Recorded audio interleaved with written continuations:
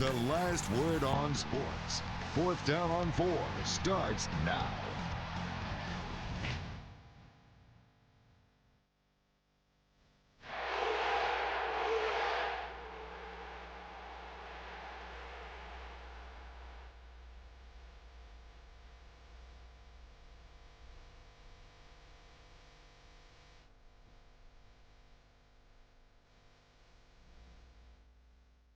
Welcome into the show. Even if Thursday night's 14-9 conquest of the Vikings didn't follow any script, it followed a trend the Saints were glad to be on the right side of. Since 2004, the defending Super Bowl champs are unbeaten in their season opener. Ugly wins in the NFL don't exist, but one phase Thursday night was anything but pretty. Here's Juan Kincaid. We've gone from this sends the Saints to the Super Bowl to this. This one is no good. And all of a sudden, there's a panic in Who Dat Nation. The kid that couldn't miss when it counted the most, all of a sudden couldn't hit his mark on a couple of chip shots. Things like that are unexcusable at this level. At this level, Hartley's been as reliable as any NFL kicker. Prior to Thursday night's missed kicks, Hartley had missed just 2 field goals in 2 seasons, which is one of the reasons why head coach Sean Payton is hardly concerned with his kicker's hiccups in Game 1. He's been very consistent throughout his career, as well as very long, and so that's the thing. You have the right guy. Prior to Hartley's game winner against the Vikings a season ago, Payton's message to his kicker was to erase your mind and just hit your kick. The day after his misses against the Vikes last Thursday, Hartley's message to himself was, go back to the drawing board, go back to practice, know my fundamentals, go back to my techniques, and understand what I did wrong, learn from my mistakes, and come out Monday night versus Niners and be able to put points up on the board to help my team win. Don't overanalyze things, and just just kick the ball. That's what I do, and that's what I've been doing, and that's what I'm going to continue to do.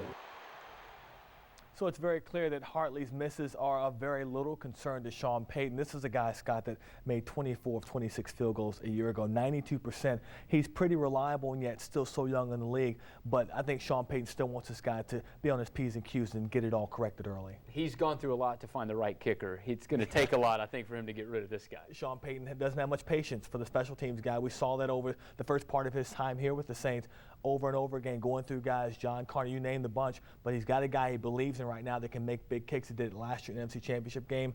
He thinks he'll make some big kicks again. That next field goal attempt might be the biggest of his career. It might. Yeah. Juan Kincaid, thanks a lot.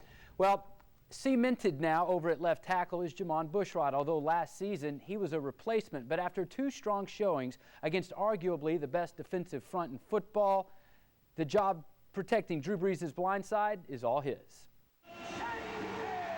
In Drew Brees lies the fate of the New Orleans Saints. In Jamon Bushrod lies the health of Drew Brees. The best pass rushers week in and week out line up against the 4th-year left tackle from Towson, and more times than not, he's been better, perhaps at his best against the best. Last year in the NFC title game, Minnesota's Jared Allen brought in credentials that boasted 3 Pro Bowls, and in 2009, few could contain the pass-rushing specialist. Allen secured 14.5 sacks that season, forcing 5 fumbles in the process. But Bushrod corralled Allen that night. 7 months later, he'd do it again. Thursday in the Dome, Allen's name was rarely called, as Brees stayed upright. Afterward, Bushrod deflected any opportunity to grandstand as casually as he seemed to deflect any attempts to sack his quarterback. It's just another opportunity for us to come out here and play as a team and, go out here and get this job done individually. If we can do that, we can win as a team. It wasn't the prettiest win we've ever had, but a W's a W, and they're hard to come by in this league. His protection of Brees, part of a group effort that's slowly beginning to gain recognition outside of just NFL film rooms. Already, the Saints O-line boasts 3 Pro Bowlers. Carl Nix, many assume, will be the team's 4th All-Star. But back-to-back stonings of one of the best defensive ends in the league could put Bushrod in that number as well.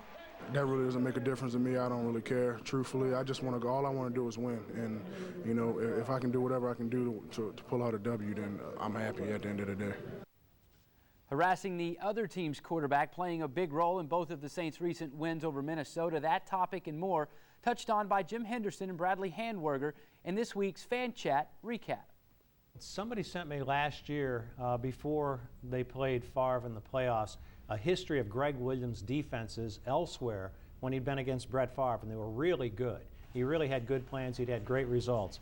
In fact, our statistician, Brian Duvall, with the radio broadcast, sent me some stuff today which I think was fairly interesting. He said when the Saints blitzed 5 or more people, Favre was 3 of 13 with an interception and a 15.9 rating.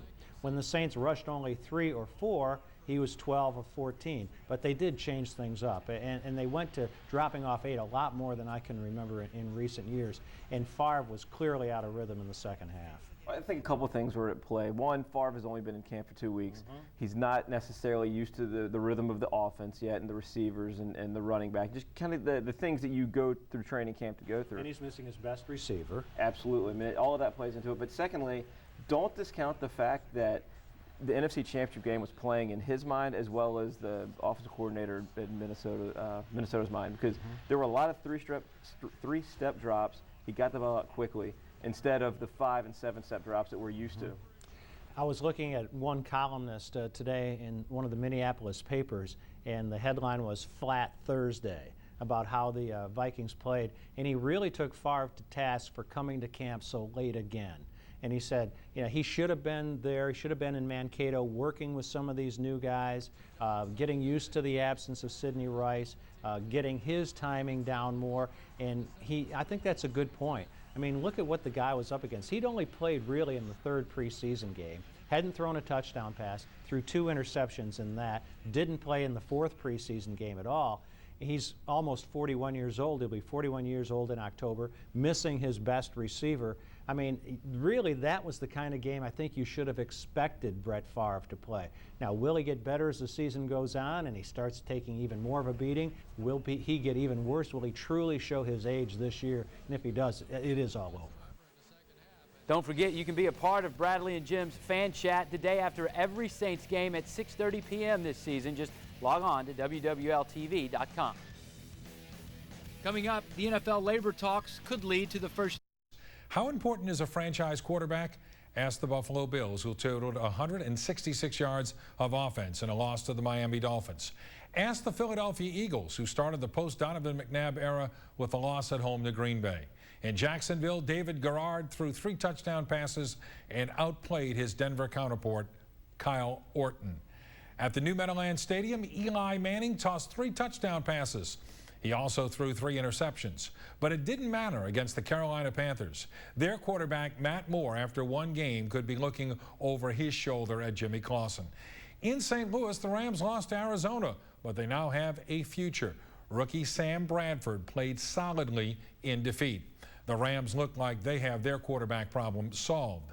The Saints solved theirs in 2006. Since Drew Brees stepped on campus, the Saints have won 39 regular season games, lost 26. On Thursday night, the Saints won, allowing us to watch why others do and do not win on Sunday.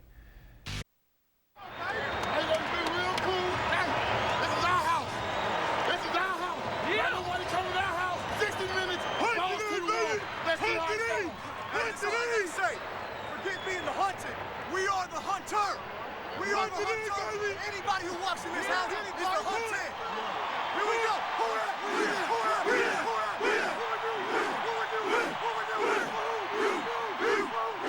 you're all in, give me 3 claps. Give me 3 claps. Give me 3 claps.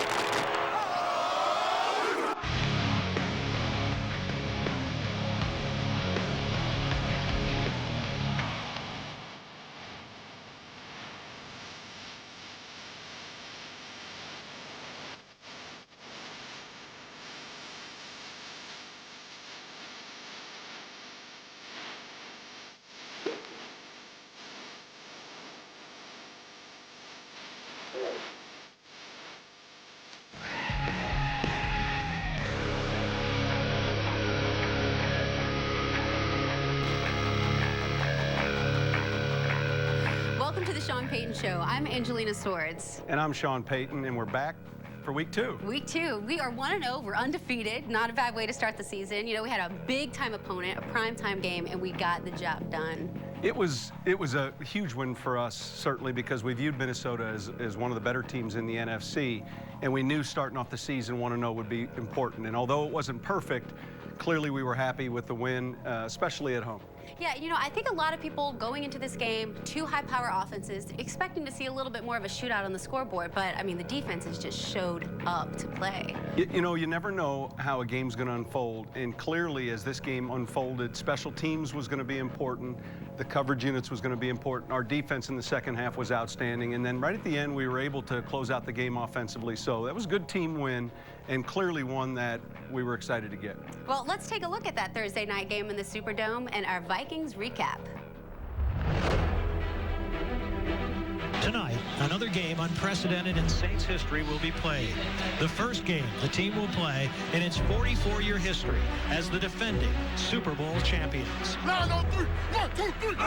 For a city and a team far more accustomed to the role of the underdog, that of the favorite is well-deserved, but emotionally much different. How will both the fans and the team deal with those emotions? Be sustained or be compromised by them?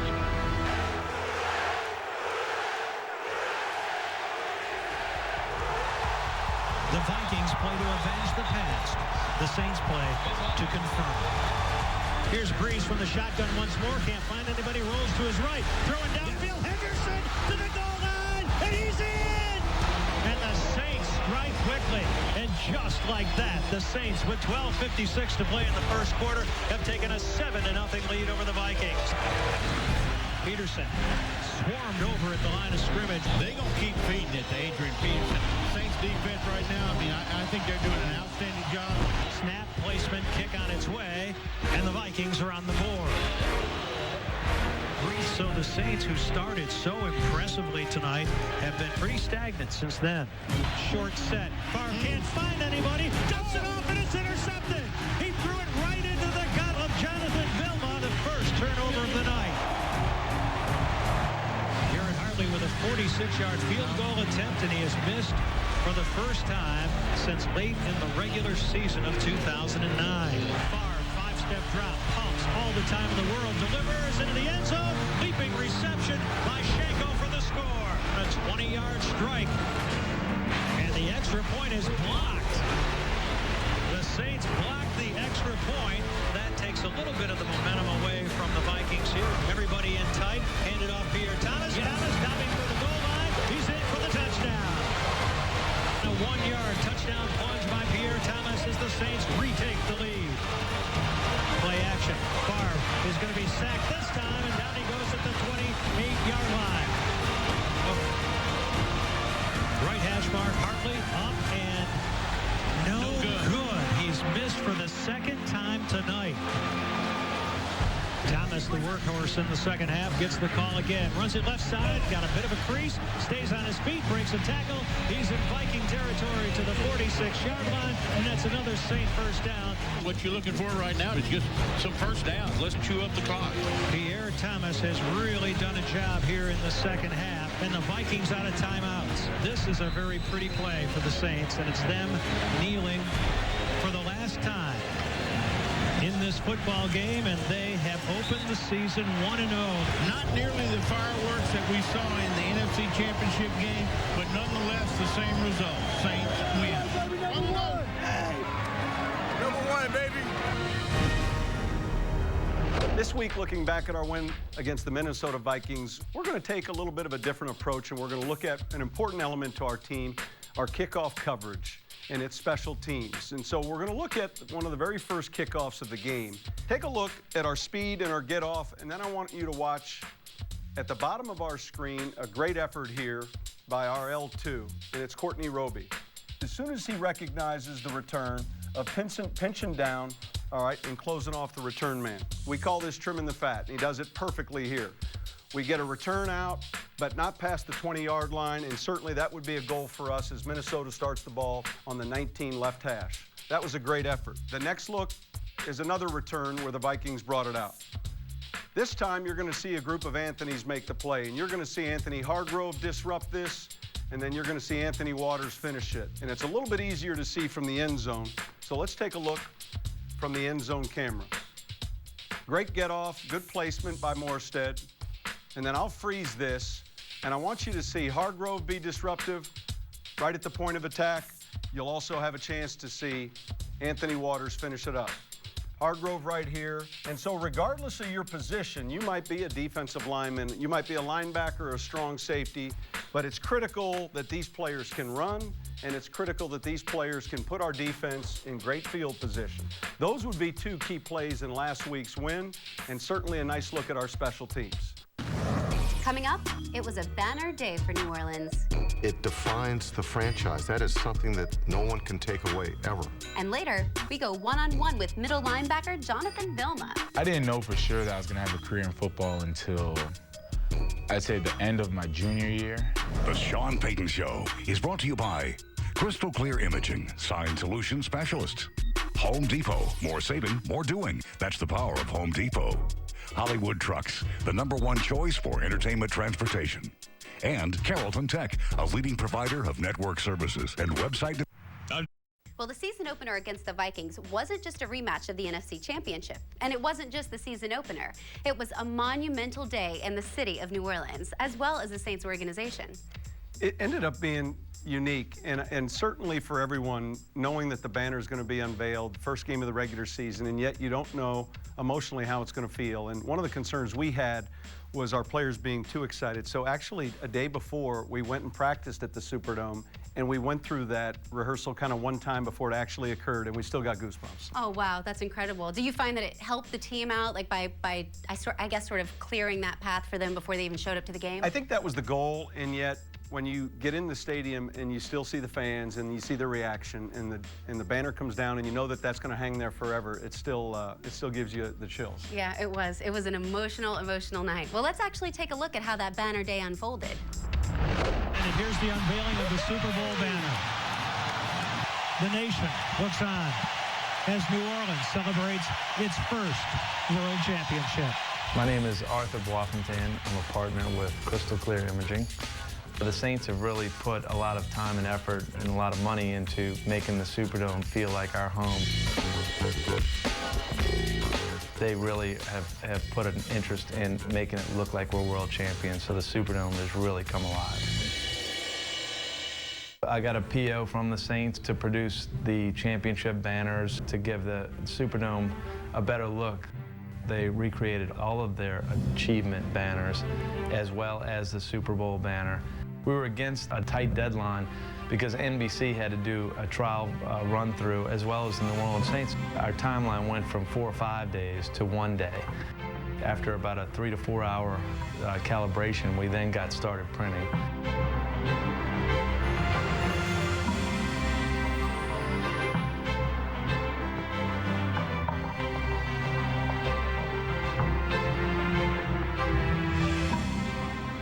Being that this was the most important piece I think we've ever printed, we literally had eyes on this banner as it was coming off, making sure there were no head strikes from the heads of the printer, making sure that there was no kinks or anything in the fabric. This is something that's going to be there forever, and as long as the dome is there, this banner is going to be in the rafters.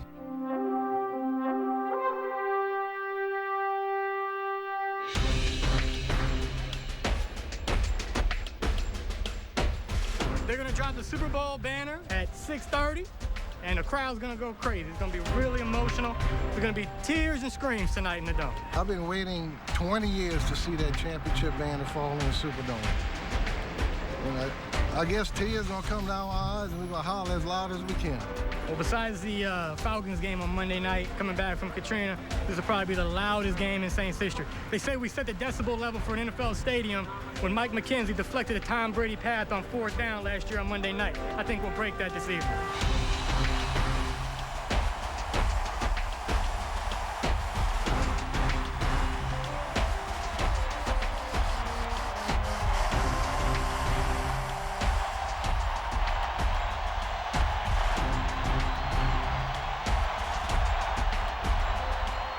They dropped a banner, which says everything. I mean, that is a statement in itself that says you're the Super Bowl champions. It defines the franchise. That is something that no one can take away, ever. When I look up in the rafters and see this banner up there, meaning the one moment in time that they'll have forever. Every time that they step into the Superdome, that's always going to be hanging there. people can always reflect on the 2009 season, what it meant to them. And for that one moment in time, the New Orleans Saints were the best ever. Ever. Coming up, film director Spike Lee wants a sneak peek into Coach Payton's playbook. But first, Jonathan Vilma suits up for the next game. I think I like that one better. Hi, I'm Sean Payton, head coach of the New Orleans Saints. 3 years ago, my wife Beth and I started Payton's Play It Forward Foundation to help this community that we call home. Each year, we create programs and events to support the regional charities and all the Gulf Coast. This coming October 1st, I am hosting our annual Black and Gold Tie Gala at the Superdome. 2 years ago, it was a sellout, and this year's will be as well. If you have an interest in some of the remaining tickets, please visit our website at paytonsplayitforward.com. Thank you. In 2004, Jonathan Vilma was earning Rookie Defensive Player of the Year honors after a stellar first season in the National Football League. His first interception actually came in a game against the 49ers, the Saints' next opponent. Well, fast forward a few years and 2 Pro Bowl selections later, and you'll find Jonathan Vilma patrolling the middle of the field for the Saints defense. It's a position that absolutely suits him. When we travel, you know, Coach likes us in suits, you know, coat and tie. I think I like that one better. Keeping up with technology, I put the suit that I want to wear for this upcoming game. I took a picture of the shirt and I put it in my phone. So I'm going to just pop up the picture of the shirt and I'm going to match it to some ties. Kind of like this one. I had some colleges, like Florida, thought that I'd be at safety. And my high school coach was just like, no, he's a linebacker. He was like, trust me, he's a linebacker. I'd always say, if you came down to watch me in high school, you'd be like, well, I don't care how much he weighs, he can play football. And fortunately, Miami was right there, and they saw me play about 2 or 3 times, and they told me when they recruited me, we know you're gonna be a middle linebacker. We're not moving you, we're not changing you. This is a picture-perfect tackle. You dream of hits like that when you're a defender. I didn't know for sure that I was gonna have a career in football until I'd say the end of my junior year. I had a couple people ask me, well, you're not leaving early? You're not gonna leave, right? And you know, in my head, I'm just like, no, leave to go where? What are you talking about? Leave for the NFL? No, definitely not. So that's when I started thinking, well, maybe this could grow into something, you know? If not, I always have a degree to fall back on. I've always just felt everything that encompasses being a linebacker, from signal caller, lining the guys up, the contact every play, to be able to go 1 minute downhill, making a tackle for a loss, next minute running back 20 yards, making an interception downfield or pass breakup. You know, it's just everything about middle linebacker. I think it's just me. I can't pick out one thing. It's just me. It is what it is. My style off the field is very laid back. What you see is what you get. You know, on the field is just the complete opposite. And I think they go hand in hand, you know, like that yin and yang, where, you know, it's so intense on the field and so emotional. You have no time to be laid back, especially on the defensive side. You have to go and you're going 100 miles an hour, that once I get a break and, you know, the game is done or practice is done, I just want to relax. I think that they complement each other, where I'm just real chill off the field, and when it's on the field, it's full go. What happens from when I get the call to the offense breaking the huddle is we can go through like a base call if it's just you know, a base front and zone coverage behind it. As soon as the offense breaks the huddle, I have to find the tight end to designate the strength call. Once I find the tight end, I have to think about the down and distance to determine if it'll be more run or more pass. Once I've deciphered down and distance, I look at the formation. Is the quarterback in the shotgun? If he's under center, if the back is offset, the back is moved up closer. That'll help me determine run or pass. And then once I determine run or pass, then if it's a pass play, you break down the quarterback and say, well, he likes these type of throws. You know, he doesn't like, let's say, a back shoulder fade. He likes to lob the ball up. If it's a run play, you say, well, the running back likes to bounce outside. So depending on our defense that we have, if it's going to be covered up, then I know he's going to most likely bounce outside, or he'll be a downhill guy. So all those things go on, and then finally you decipher, you break it down, and once the play starts, you just go. Part of it's almost instinctual, where, you know, it just becomes natural, and you just start knowing. You know, I had some real good experiences, but at the end of the day, the best moment I had was the ring ceremony. Finally getting the ring that was unbelievable. You know, that night, leading up to that night, it was great. That was the best experience this offseason. It is hiding safely in my house. I don't wear it. I wore it maybe for a week, and since then, I really just put it away and leave it at that. People ask to see it all the time. You know, they want to put it on. I have no issues with that. Put it on, try it on. That's fine with me. That's great.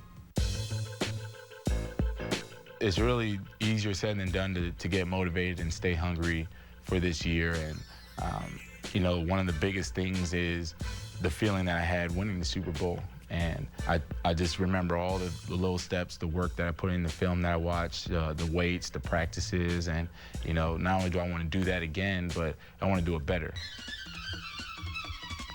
You know, I'd say I try to keep up with the trends. I'm not on the tight jeans, so that's not my thing. But I love my suits, so I love to put on a good suit, put on a nice tie with it, some cufflinks. We'll go from there. I'm real simple, you know, give me some nice button-downs, so, you know, some nice fitted shirts, and I'm cool with that. I won't do bright colors, so you won't see me wear one of these greens like that. You won't see me in an orange suit. Yeah, none of those bright, flashy colors there. Thanks for doing such a great job for the city. We thank appreciate you, it. thank you, thank you. So yeah, shopping can be more difficult than the NFL sometimes, but it was great. Got to see some fans, got some work done, got to handle all my business off the field, and now it's getting ready for Monday night against San Fran. Don't go anywhere, Saints fans. Coach Payton will give us an inside look at his game plan for the Monday Night Football matchup with the 49ers. It's model year in savings time at Perret. Why pay more?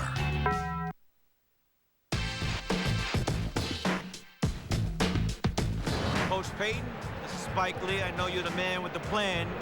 What's the plan for the second game against the San Francisco 49ers? Spike Lee, I appreciate the question. I also appreciate you don't have the Jets green jersey on, and I know it's a tough week for them back in New York, but we'll take you on board the bandwagon anytime we can get you. Our record is outstanding when you come to see us.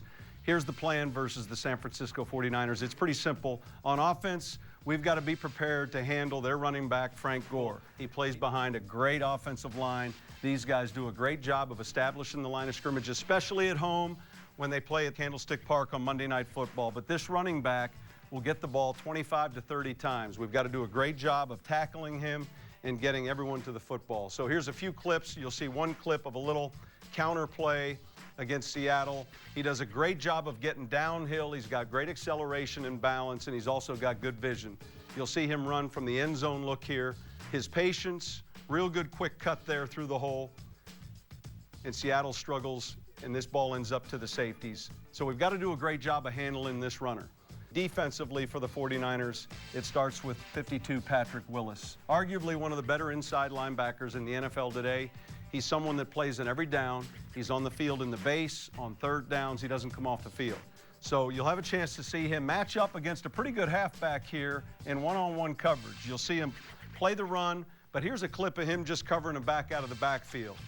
Patrick can run well, he can defend the run, and equally as well defend the pass. He closes, he tackles, he's a violent hitter, and he's someone we've got to get a hat on and account for on every play. Once again, from the end zone copy, a little simple choice route by the running back. He takes away the inside cut. He forces the back to go outside and then reads the quarterback and breaks on this play. Watch him close and tackle. And every one of these tackles that he hits you with hurt. I mean, he doesn't just tackle you, he buries you to the ground. So clearly, this week's Payton's plan is accounting for Patrick Willis. It's accounting for Frank Gore and playing a great team football game against the San Francisco 49ers. That's it for this week's Payton's plan. Several Saints players were asked to be part of a special promo for NBC Sports, which aired the first Sunday night of the NFL season. And the Sean Payton Show had exclusive behind-the-scenes access to the filming. Let's check it out. My name's Charlie Vanacore. I'm the replay and open producer for Sunday Night Football, which airs on NBC throughout the fall. We're ready. We're looking forward to this piece. You know, it's coming together great. We started shooting in June. We did one big shoot in LA with Faith Hill, then also shot with about 5 or 6 other NFL stars. It's awesome. It's really, really good. Today went really smooth. The crew was great. We got the Saints, got Drew. Everybody came in, went really smooth, got everything we need. All right, crowd, go crazy. Saints were phenomenal. Doug Miller runs a great operation there. You know, took care of us, got all the players here. Drew Brees was awesome to work with, did a really great job. The rest of the Saints were tremendous as well. And now it's off to the edit house to put the whole piece together.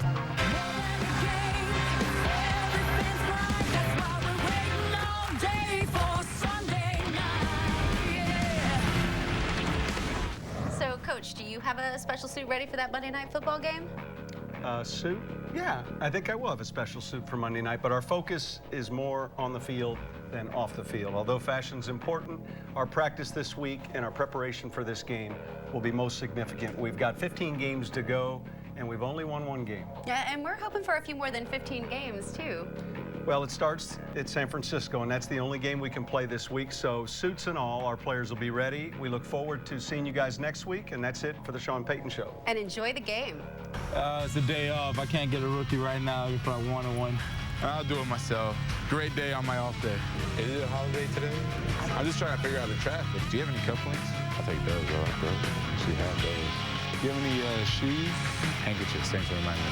Now you see why I can't go shopping. I was supposed to get 1 tie, pair of cufflinks. Rethink possible. Coming up on Saints Game Plan. After beating the Vikings again, This is the last word on sports. 4th down on 4 starts now. Even when the Saints were at their best, it always seemed the 49ers were better. So many times, good was never good enough. Twice a year, the Saints were assured of having every weakness exploited. The Niners oozed Hall of Famers and eventually stole the only one New Orleans would ever have. But now it's different. Now the league's premier quarterback rides a streetcar, not a trolley, and the frustration that accompanies mediocrity has moved out west. The Saints are done panning for gold. They found silver instead. Welcome into the show. Boy, how times have changed. The Saints are the defending champs, and the San Francisco 49ers are the team in disarray. Monday night in the Bay, another primetime showcase for the Saints, who have come to expect nothing less than the NFL spotlight. And as Juan Kincaid explains, big is what this team does best. And it's Tracy Porter taking it all the way. These are not your mama and daddy Saints. Never before have the black and gold been the must-see team in the NFL. This will be the 5th game in a row now we've been on prime time. Rock star status is what the Saints now enjoy post Super Bowl 44. It's really where you want to be. On the big stage for the world to see. Monday Night Football is the next stop for the Saints. It's the second of 4 primetime games the Saints will have this season. And tomorrow night's matchup with the San Francisco 49ers has already had its share of chalkboard material thrown about, like this. We will not try to move the ball against the New Orleans defense. We will move the ball, and we will score. And this. We will not try to stop Drew Brees. We will stop Drew Brees. Plenty of barking from a team that couldn't sniff a victory against Seattle last weekend. But the Saints have taken the high road on this one, preferring to talk about a San Fran team that was picked to win its division as opposed to one that's dwelling at the bottom of it. When you play a team that's coming off a tough loss, you know that they'll be ready. Great teams, don't lose 2 in a row. But the Saints can buck that trend by perhaps taking a page from their book against the Vikings. In Minnesota, there's a lot of the 49ers, especially in the backfield. The Saints found a way to make Adrian Peterson feel like a forgotten man. They'll hope to repeat that feat against the Niners' Frank Gore. They're a little different type runners, and yet there's that similar challenge in that you're talking about, an elite back. We had a chance to coach Frank in the Pro Bowl in 06, and he runs with power. He's got real good vision and balance, and he's someone that certainly can.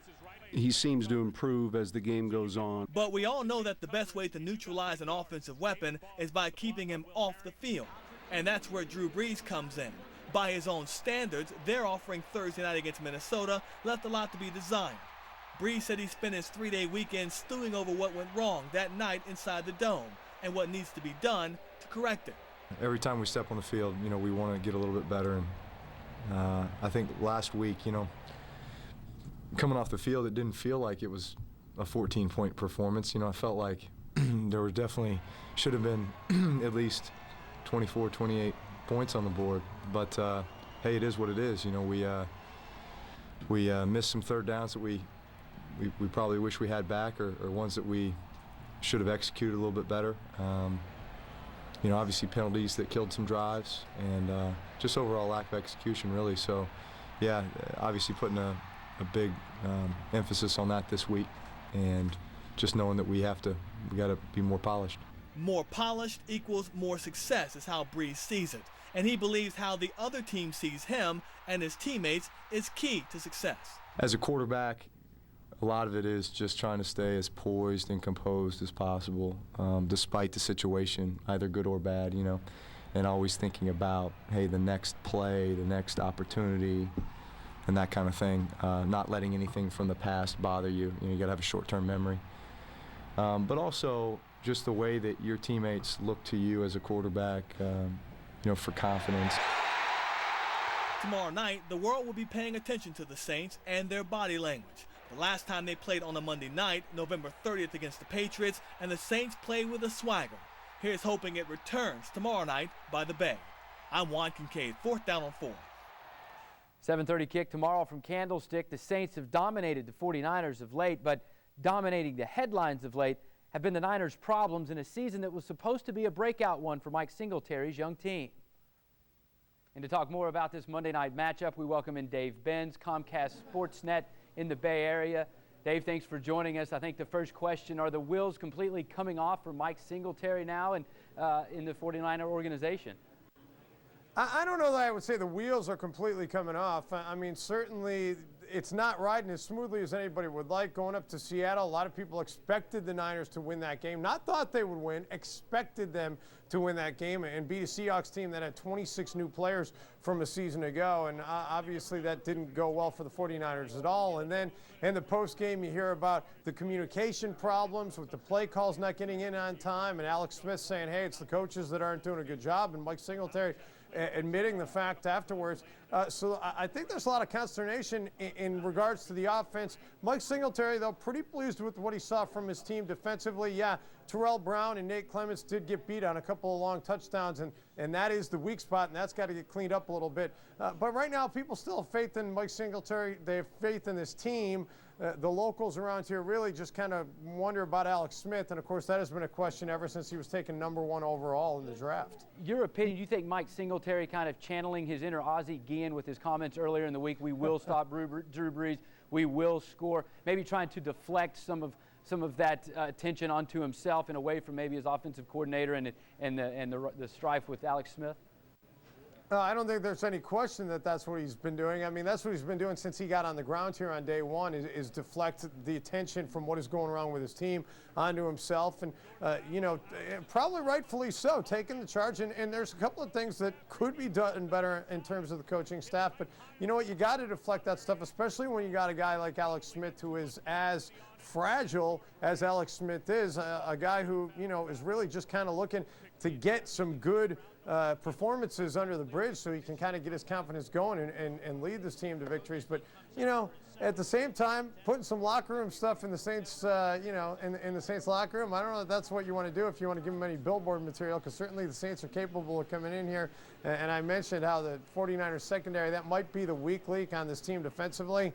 Obviously, the Saints are pretty good at airing out the football. That could be problems for the 49ers on Monday night. Yeah, especially Drew Brees, 7 touchdowns, 1 pick in his last 2 games against the 49ers. But let's look at the tight end position. Visanthe Shenko for the Vikings was kind of tearing up the Saints until Greg Williams decided to go one-on-one with Roman Harper on him, shut him down after that.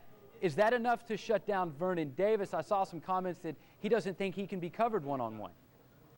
Well, Vernon Davis, really, I think you got to put 2 men on him. And you know, unfortunately, as far as the Niners are concerned, if you're doing a good job against San Francisco of stopping Frank Gore in the running game, Vernon Davis is really the only other weapon. There's been, a lot of hype surrounding Michael Crabtree, but last week he had 2 catches for 12 yards and really hasn't done anything to prove that he is a huge threat. He's more of a possession receiver than a get down the field kind of receiver that's going to make a game-breaking play on you. Vernon Davis is the guy in this offense in terms of the passing game that really can hurt you. So I'd be surprised if the Saints don't put a double on him. The one guy you got to look out for, though, Scott, that probably not a lot of people in New Orleans know about is Delanie Walker. He's the second tight end for this team, but they line him up at fullback. They line him out at wideout. He's a real athletic kid and really has a lot of skills that I think the 49ers are going to try to take more advantage of in this game. When he was in the game in Seattle last week, he was in like 22 of the first 30 plays in the first half. They averaged 5 yards a play when he was in. They fell behind in the second half, and he only played 2 plays the entire second half. I think they're going to take a look at that, try to game plan a little bit more for having him more involved in the offense. So don't be surprised to see his name getting called quite a bit on Monday night. Also, Brian Westbrook suited up last week, didn't play. It looks like, from all accounts, he'll probably get in the game. How do you think they'll try to use him against the Saints as a complement with Frank Gore? Well, that's the question that everybody's been asking around here because nobody really seems to know for sure. I mean, everybody was surprised he didn't get in the game at all last week against Seattle. I think if Westbrook does get in, you're going to see him probably be a little bit more involved in the passing game than anything else. I'd be really surprised if he goes in just to take some handoffs. I mean, clearly that's something that they will have to do just to try and keep the opposing defense, in this case the Saints, honest. But the big thing that I did hear with with Brian Westbrook was the fact that he was still a little bit lagging behind on the playbook, and they wanted to have him feel comfortable with where he was at, and that's why he wasn't in last week against Seattle. I do have a hunch we'll see him a little bit on Monday night, but nobody really seems to know for sure how this is going to work out. There's also been some talk possibly you could see some 2 tailback sets with Frank Gore and Brian Westbrook both in there at the same time. They have practiced that a little bit this week. Whether or not they'll actually use that in the game is anybody's guess, but we're all curious to see how that's going to work out with Westbrook. Dave, real quick, a couple of local writers here in New Orleans actually picking the Niners to win this game. Your thoughts? Will the Niner fans have something to cheer for other than Jerry Rice's jersey getting retired? I'd like to tell you that I could agree with your writers, and maybe after watching the Saints only put up 14 points against the Vikings, your guys are feeling a little bit like, what's wrong with the Saints? But, I mean, we're feeling even more so with the 49ers right now, and I just feel like this 49ers team, it's not a good formula facing the New Orleans Saints. As I said already, their secondary is the weak link on defense. I think that it's going to be a big night for the Saints, unfortunately. I hope I'm wrong. I think the 49ers are going to come play. I think the first half could be pretty tight. I think the 49ers are going to come out with a pretty strong effort, given what happened last week, given the fact that it is their home opener on Monday Night Football. But in the end, I think the Saints have too many horses, and I think New Orleans is going to come away with a victory here Monday night. Dave, we appreciate your time. Thanks for joining us. All right, Scott, good to talk to you. Take care. I hope I'm wrong, by the way, on that prediction. All right, Dave Benz, Comcast Sportsnet in the Bay Area. LSU's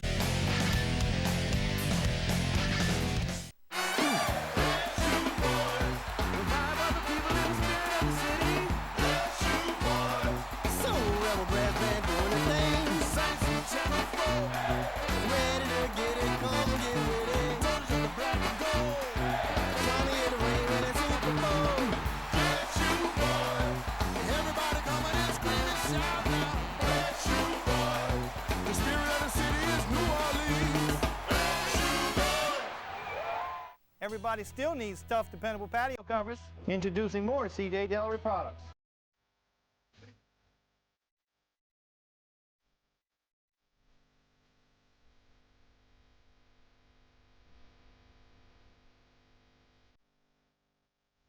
The Graveyard is back. The New Orleans Voodoo will resume playing this spring at the arena, meaning one local product can once again live his dream. Wimprine with time. Throws, touchdown! Just when Danny Wimprine became a household name in the AFL, there was no more AFL. The league folded after Wimprine tossed 85 touchdowns as the starting quarterback for the New Orleans Voodoo in 2008. So the John Curtis product went to work at a local disposal company. It's almost like a slap in the face when then all of a sudden you're playing football professionally and then you have to go work and enter into the real world. But I think it's refreshing It's a breath of fresh air to be able to play football again, and I'm excited about it, and you know, I couldn't be more happy right now. Happy because Wimprine has trashed his 9-to-5 in favor of 50 yards of true bliss. He's again the starting quarterback for the New Orleans Voodoo. The franchise this week announcing they're back, under new management, but with the same excitement. This is New Orleans. People love football here, no matter what brand of football it is. I think the Arena League is an exciting brand of football, and quite honestly, it's my favorite football I've ever played. But he hasn't played a lot, if at all, lately. When the folded AFL was absorbed by the still-functioning AF2, Wimprine says he had some offers, but declined them all. Almost every team in the league called me last year wanting me to move and to play, but you know, I just didn't want to leave home. Football is something that never gets out of your system. You know, I'm just turned 29, and you know, hopefully I'll be Brett Favre's age before I think about giving it up. And he's taking a page from Favre as he works to get back in shape for this spring, throwing footballs to prep receivers at John Curtis, thanking his stars with every spiral. A little more on the Voodoo now. We welcome in their new owner, Dan Newman. 7 seasons with the Bossier Shreveport Battle Wings. What kind of got you interested in this sport? Why become an owner in the AFL? Brand new building built in Bossier City, the CenturyTel Center, and my company, we bought a suite. I'd seen arena football on television, never been to a game, and part of owning a suite is getting tickets to everything. Mm-hmm. So the first Battle Wings football game, we were there. I instantly fell in love with the game, and when the previous owner got ready to sell, the SMG, CenturyTel Center, contacted me, and we bought the team, and that was 8 years ago. Well, now you're moving a team back into one of the most, you called it one of the most storied franchises in the AFL, the New Orleans Voodoo, a very unique fan base, and you found out kind of firsthand when you were doing some marketing research just how unique and how endearing this team is to their fan base. Back in 2006 when NBC and then later ESPN were doing research and joining forces with the AFL, as every big company will do like that, they did focus group research and found out that the Voodoo name and logo tested twice as high. Both NBC and ESPN came up with those statistics than the next closest AFL team in fan recognition and desirability. So the Voodoo name, the Voodoo logo, it's very, very well thought of and liked around the country, and obviously the only place the name would work is in New Orleans. As you bring a familiar name back, how many familiar players will these fans see on the field outside of a guy like Danny Wimprine, who everyone knows? You know, we borrowed a couple of former Voodoo players up in North Louisiana last year. Henry Bryant, that was here for several years. James Jordan played his college football at Louisiana Tech. He played wide receiver for us. Henry played defensive line.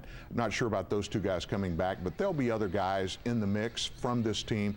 You know, this team has had some really good players in the past, and we want to build on it. Danny Wimprine is a great start. John Curtis, right here at home, lives here now, starting a family here.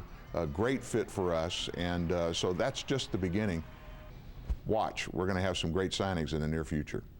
So fans don't feel like there's a chance that they get their hearts broken again. What makes this league a little bit more viable perhaps than it was in the past? It's the financial model that the AFL tried for 2 years to convert to before they had to shut down. It's called single entity. There's one company that owns the entire league. All the players, all the coaches are employees of that league. And so salaries for all employees are regulated on that basis rather than this team doing this and this team doing that and having a team salary cap and everybody trying to, you know, beat the other guy by paying more. Kind of what the NFL is looking like when they're facing their lockout in 2011. This corporation does not face that problem. So we brought the expense part of running this company under control. We just completed a very successful 2010 season with the Arena Bowl championship won by Spokane. The financial model worked well in 2010, and it's going to work for many years to come. All right, hopefully the New Orleans market will again see an Arena Bowl. It's a home and home type thing, so that means you'd be in it if the Arena Bowl comes back to New Orleans. That'll be a lot of fun. Dan Newman, welcome to town. Thanks for coming Scott. down. Good to be here. Stay with us. Much more Fourth Down after the break. Reporter Juan Kincaid. The Saints will make do without Reggie Bush for what will feel like forever, but likely up to about 6 weeks while his right leg heals. He had to be helped off the field last night, later carted to the locker room after fracturing his fibula against the 49ers. It's being termed a non-displaced fibular fracture that will not require surgery again. Just 4 to 6 weeks of rehab. He injured the leg when 49er Ahmad Brooks fell on it while going for a loose ball, which Bush eventually recovered. Meanwhile, the good news is the Saints have achieved another first. 2-0 for the second straight season, a first for the franchise. Jim Henderson wraps up our coverage from San Francisco. Winners simply find ways to win. And again this night, the Saints did. As long as you find a way to win in this league, it's a great win. You can't worry about how tough it is, how it comes. You just got to find a way to win. One game we're going to play, our offense is going to put up 50 points, and we might give up 40. So we got to be able to get each other's back, cover each other up on both sides, and just find a way to win as a team. Earlier this week, 49er coach Mike Singletary promised, "We will stop Drew Brees." Brees was 28 of 38 Monday night for 254 yards, 2 touchdowns, no interceptions. He wouldn't admit to being stopped, and the statistics indicate he was merely slowed down. Well, we won the game. And that's all that counts. As the Saints took over in a tie game with 1:19 to play, the game-winning drive hinged on a 30-yard connection to Marcus Colston on 2nd and 10 at the Niner 48. Obviously, I have a lot of confidence in throwing to Marcus. As I do with all our guys in critical situations. Obviously, he's a playmaker. He's a big play guy, and that was just one of those plays where he's one-on-one. They're bringing pressure and throw it up to the big man. 2 plays later, and Garrett Hartley came through again. As he accepted the congratulations of his owner in the jubilant locker room, the belief grows that destiny has not yet ceased to smile on the Saints. Whatever it takes, whoever it takes, to win.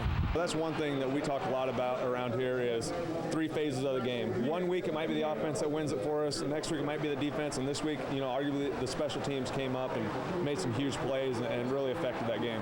In San Francisco, Jim Henderson, Eyewitness Sports. And this reminder, Fan Check comes your way at the bottom of the hour. Go to WWLTV.com. Send Bradley Handwerger and me your questions on the Saints. Reggie Bush scheduled to be re-examined today. The Saints win despite their quarterback being off target. All in tonight's breakdown.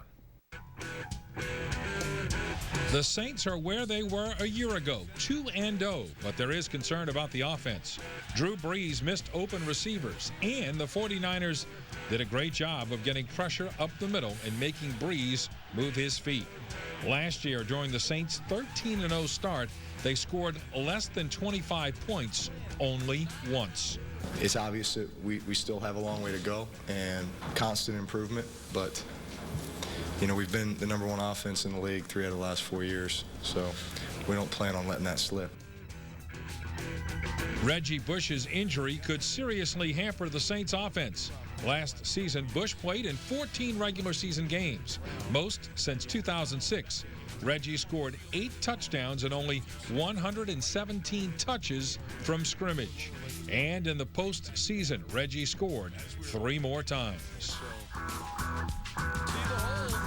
But when it counted, the Saints were able to piece together a drive for the game-winning field goal. In a tie game, San Francisco looked like it was running a version of the prevent defense. Only 5 defenders were in 8 yards of the ball when it was snapped.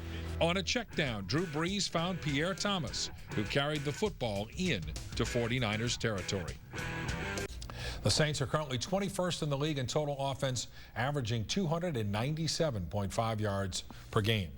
The Voodoo has hired a new coach. He's Derek Stingley, son of the late Darryl Stingley. Stingley was to be the defensive coordinator of the Voodoo in 2009, but the Arena Football League ceased operations. Well, the Saints are quickly finding out why it is so difficult to repeat as Super Bowl champions. Last night in San Francisco, the Saints lost Reggie Bush for an extended period of time and barely survived against the 49ers. Minus the turnovers, San Francisco played about as well as they can. Said Reggie after the game, every team is going to give us their best shot. And there's another reason why the 2 of the last 4 Super Bowl champions have failed to make the playoffs the following season. Momentum is very difficult to sustain from one season to the next. Last season, the Saints started the year by scoring 48 and 45 points. This season, the offense, with almost the exact cast, has scored a total of 39 points. Drew Brees doesn't look sharp yet, and the Saints, as we said, are 21st in total offense. What the Saints suddenly lack, though, in firepower, they make up for in grit. Wins over Minnesota and San Francisco weren't pretty, but the Saints, while not playing championship football, so showed some championship stuff. So they have won. Right. They have won when they haven't played their best, and I think the schedule sets up over the next 6 or 7 weeks where even without Reggie, they're still going to win a lot of games. So to me, I think they're still in real good shape, and I think they can kind of get on a roll here at some point. And if they get on that roll, hopefully they can regain that momentum. Look, it's all about the quarterback play. Drew Brees is one of the best quarterbacks in the league, but I would say his play against Minnesota was pretty good. His play against San Francisco I thought was average. Maybe the wind bothered him a little bit, but he's one of the best quarterbacks and players in the league. And if he gets hot, that's when the Saints really get to the point offensively where they can't be stopped. Yeah, and I was a little disappointed yesterday listening to the post game. I heard Drew Brees say we won and that's what mattered, and I thought, oh, there's some work to do though, and then he came back and said we still have a long way to go. Look, he's not a hard guy to read, I don't think, and you could see his body language after the game that even though they won the game, he wasn't pleased at all by the way the offense is going, and I think he's going to do everything he can to do something about it. I do too. Thanks, Ed. Back with more after the break. You're watching.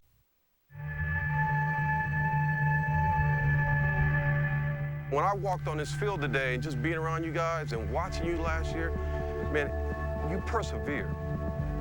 The hard part is just trying to find a way to get that back. You know, you got a chance to exhaust this moment. Don't lose sight of exhausting what you had. Tomorrow, man, put your signature on that game.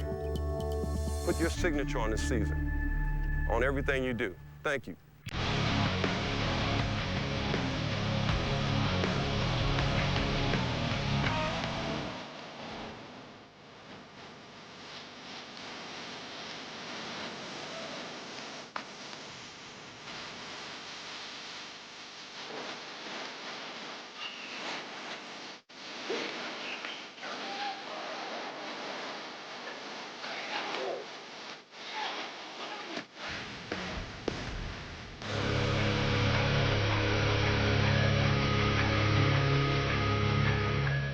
Welcome to the Sean Payton Show. I'm Angelina Swords. And I'm Sean Payton. Coach, what an exciting game it was in San Francisco on Monday night. I mean, it started off with a safety. You had 4 takeaways throughout the course of the game, and then a game-winning field goal in the final seconds. I mean, it was perfect Monday Night Football. It had everything you wanted, and when you look at the game, it was certainly a tale of which quarter you had the wind and which quarter you were going into the wind. It was pretty significant, but the 4 turnovers were key. We protected the football as a team. Defensively, we came up with some big stops, and then, of course, the final 2-minute drive, which led to a field goal tipped and then made it still through the uprights. So we were fortunate and excited to get the win. Very dramatic game, and we were so happy for you guys. Now, this is a game that actually took place in a pretty incredible spot, Candlestick Park, which is rich in history. There's no question. In the early 70s, they built Candlestick Park, and it's where the 49ers and the San Francisco Giant baseball team played. And I had a great opportunity to visit with Ronnie Lott the day before the game and talk a little bit about the history of Candlestick Park. We go to 8 different venues a year, and the idea was basically taking our fans to each stadium. Certainly, this venue's got more history than the other 7 we're going to play in. It's the 3rd oldest stadium in the NFL. This is our 4th game against the 49ers since 2006, and we played here in '07. Like, I know the first time I had a chance to coach here was in the NFC wild card game in 2002. We went up 34-7 or something crazy on a Sunday, and then there came Garcia and T.O. in the second half, and we couldn't get the momentum back, and they ended up scoring 3 touchdowns right here. Shockey threw a bucket of ice and some fan over here. Sean Williams got a personal foul over here. Shockey dropped a touchdown over here. We missed a field goal, and that's just one event. I remember that game.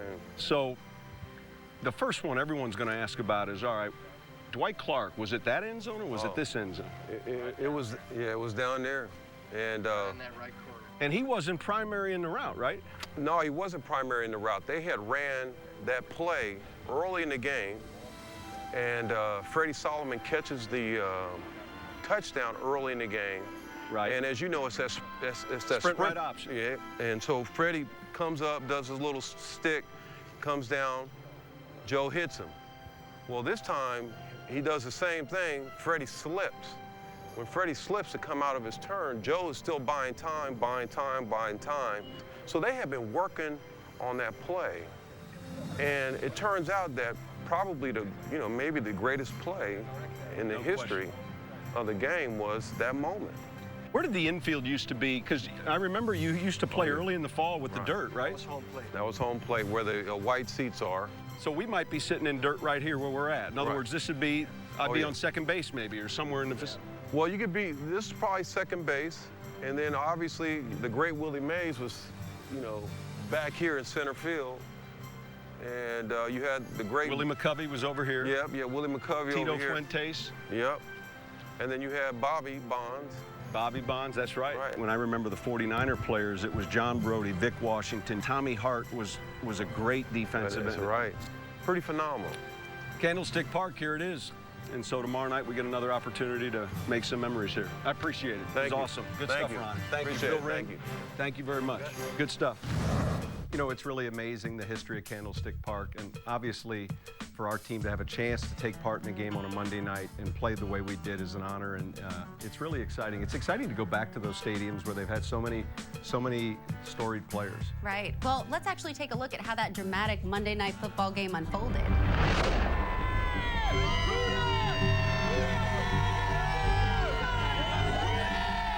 After an embarrassing 31-6 loss to the nondescript Seahawks, just one game into the season, the Niners play tonight with the perception that this is a must-win game to restore confidence in Mike Singletary's coaching and selection of the coaches who work under him. The odds makers say that won't happen. It's a rested Saints team that will try to win its first 2 games of the season for the second straight year for the first time in franchise history. And we all know what that fast start a year ago helped provide at the finish. First third down opportunity, and it's hiked over Smith's head all the way to the end zone. Alex Smith knocks it through the end zone for a safety. What a start to this game. Breeze goes to the shotgun, calls for the football, looks to his right, throws over the middle. Reggie Bush, touchdown. They isolated Bush on Willis, and he beat him like a drum. That's a 6-yard touchdown reception. 3rd and 7 from the 12. Out of the shotgun, Smith in trouble. Has to throw it in the right flat and gives it to Gore. Gore's going to score. And the Niners are in the end zone for the first time this season. Ends in tight, backs in an eye. Handoff on his first carry of the night. And this will be a touchdown for Anthony Dixon. Takes it in for the touchdown as the Niners take the lead for the first time tonight. In the shotgun with 5 receivers. Breeze with time, throws it, a touchdown. He hit David Thomas down around the goal line. He fell into the end zone for the touchdown, and the Saints retake the lead, a 3-yard strike. Well, on comes Garrett Hartley. With those swirling winds down there, this could be difficult. Snap, placement, kick on its way, plenty of leg, and the direction is true for the field goal. 3rd and goal from just outside the 1. It's Heath Evans, the fullback, who gets the call, and that fools no one. Allowed him not 1 inch more. So on comes Garrett Hartley. The Saints can't put it in the end zone, and Hartley kicks it up and through. Hands it off inside Frank Gore. Frank Gore will score. You got 1 minute and 19 seconds on the clock. Should the 49ers get this 2-point conversion? If they don't, all the Saints have to do is run out of the clock. Smith out of the shotgun. Looks, pumps, throws. Catch is made, but not in the end zone. You can hear the 49er faithful saying that this call should be overturned, and it should be a successful 2-point conversion, which would tie this game at 22-all. The player controls the ball, breaks the plane in the end zone. Therefore, it is a score. All right, we got a tie ball game. What time is your red eye tonight? 1:14 remains on the clock with the Saints in possession. Move that ball downfield, get it into field goal range. Here's Breeze throwing downfield, and the catch is made. Back shoulder catch at the 20-yard line. Marcus Colston. Here you go, Garrett Hartley, the hero last year of the NFC Championship game, lines one up from 37 yards. Kick is on its way, doesn't have a hole.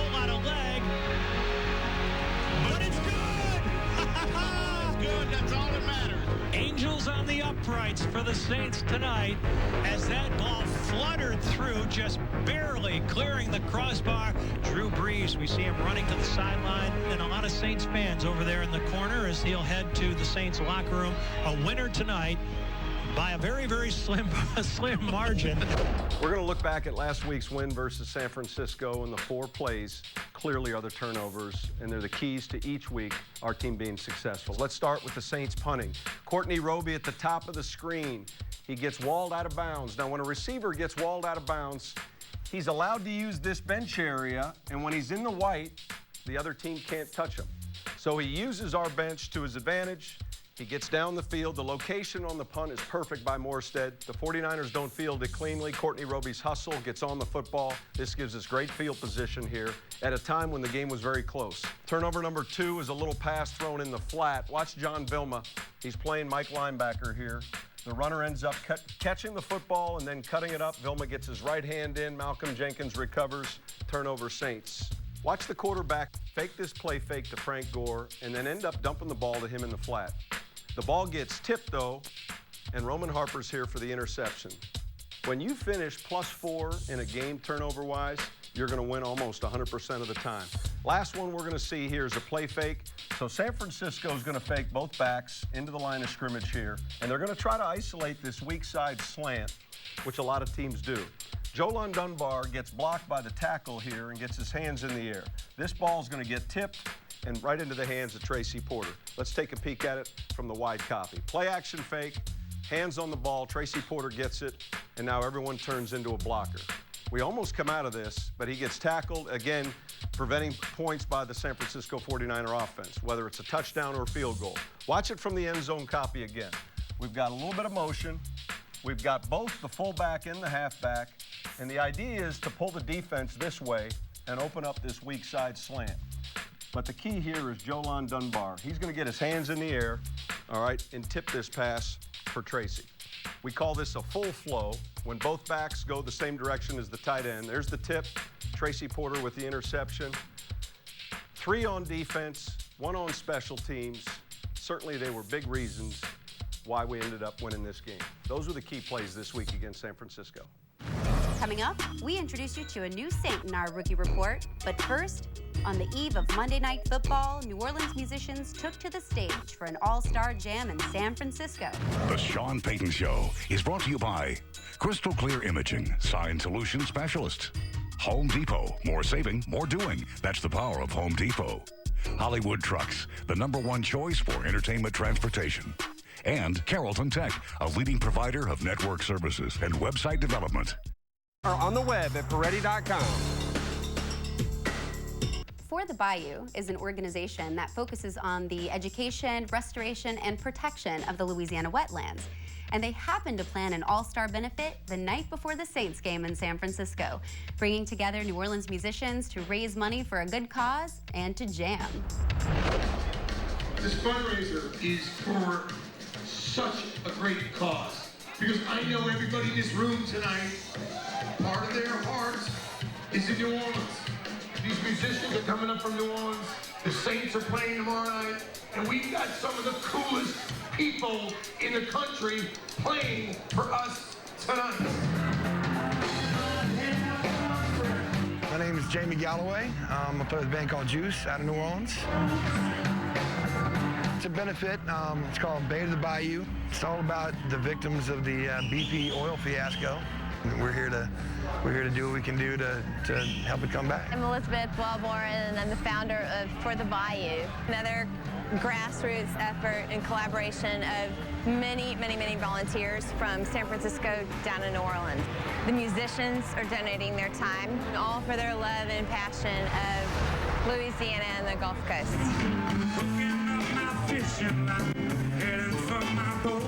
I mean, I started working on things like this, before Katrina, where we were trying to use the musicians of the area to tell the story of the area, and be the voice for the area,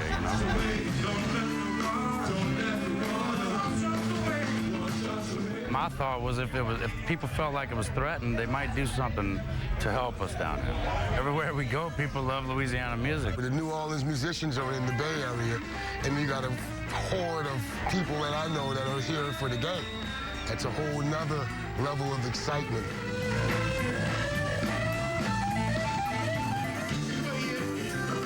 We got a lot of the best in the world, you know what I mean? We got the best food, we got the best people, we got the best team in the world. It's a great cause, and it's a great night. For every home game, I'm giving away 2 of my own tickets to each week's True Saint. And a True Saint is someone, despite adversity, despite all odds, is someone who never gives up hope. And this week's True Saint is Merlena Adams. Merlena Adams, the principal of St. Rose Elementary School in St. Charles Parish, is back at work after losing her hands and her legs below the knees due to infections from kidney stones. For 2 years, Merlena endured numerous surgeries and nearly lost her life. Over time, she learned to walk on prosthetic legs and use her prosthetic hands. Merlena hopes that her story can help motivate others who are struggling through difficult times. Well, Merlena, we hope you enjoy the game.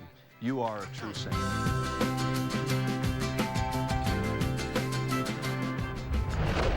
Coming up, Guy Fieri wants Coach Payton's recipe for beating the Atlanta Falcons. But first, rookie Junior Gillette learns that cooler heads often prevail. Hi, I'm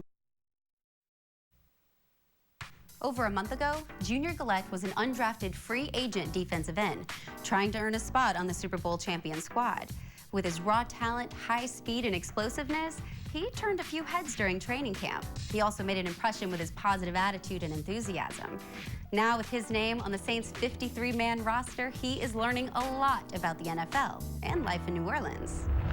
My name is Junior Gillette. I'm 6'2", 260-pound defensive end. Went to school at Stillman College in Tuscaloosa, Alabama. I'm originally from Port-au-Prince, Haiti, and ended up here.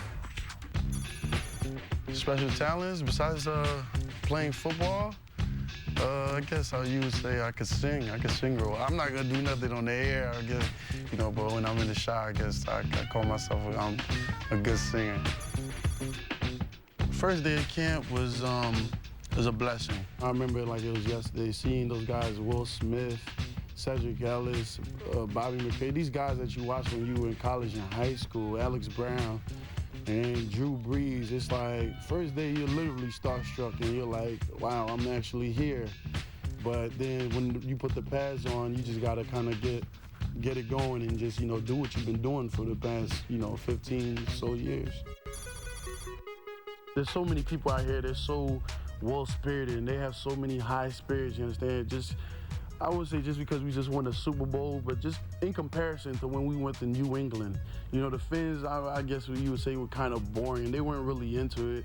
I guess it's really a different level of social class, so, the fans aren't they're not as supportive, but I guess that Super Bowl meant so much more to New Orleans. So when you come out here, and we're practicing, the fans are so into it, and they're screaming your name. It's 120 degrees out. You guys are out here screaming our names. It's crazy.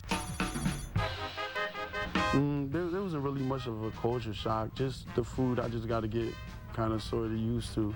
I love the food and the team meals that we have. I love the food there. There's nothing like it. But as far as, getting used to going to dinner and eating gumbo and crawfish, I'm not really a fan, so, but hey, I'll do whatever for New Orleans. I had to eat it when I came here on a visit. The first week I was here, I would just be happy and giddy all the time and be around the guys always talking. So the guy was like, we gonna do something to shut him up. So someone froze my helmet, and it was actually in a huge block of ice, and I had to get a hammer and actually break the ice off to put my helmet back on, get ready for practice. Cool helmet is definitely not bad in that 115-degree heat index. My playbook's been missing a few times. One of the things that rookies deal with, but I love it. It's something that you've been watching all your life, you understand, and you've seen it happen to other people. It's actually happened to me. I just say, hey, if they doing it to you, then you must be doing something right. Nicknames, I guess the guys say, oh, that's your name's Junior, we're gonna call you Jawbone Jr. And because that's Anthony Hargrove's nickname is Jawbone. And I'm like, no, my name's not Jawbone Jr. Everybody, some of the guys would call me, hey, Jawbone Jr. JJ. But, it's kind of been, slowing down a little, I guess, because I've been real quiet and trying to be as humble as I can be. I thank God. I wake up every day and thank the Lord for just blessing me with this opportunity to actually be part of a world championship team. That's a daily routine that I have to do every day before I even get out here, because that's all glory be to God. You understand? So that's as far as routine or anything. Something I do is thank Him and give all the glory to Him. Coming up, we set the stage for this week's matchup against Atlanta at the Superdome, and we look at Coach Payton's game plan for facing the Falcons.